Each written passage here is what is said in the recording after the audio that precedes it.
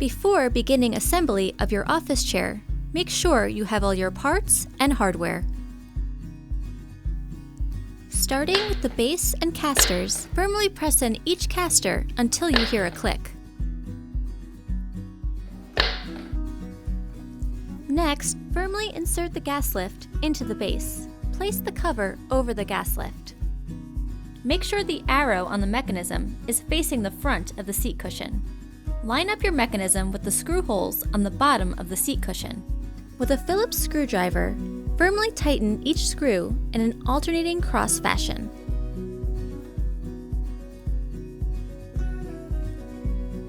Next, connect your backrest to the bottom of the seat cushion with the included screws.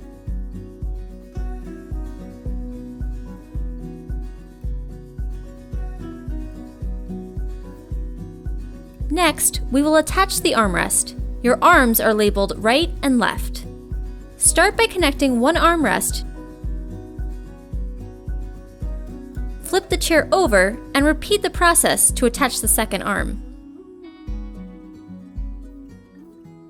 Firmly place your seat onto the gas lift.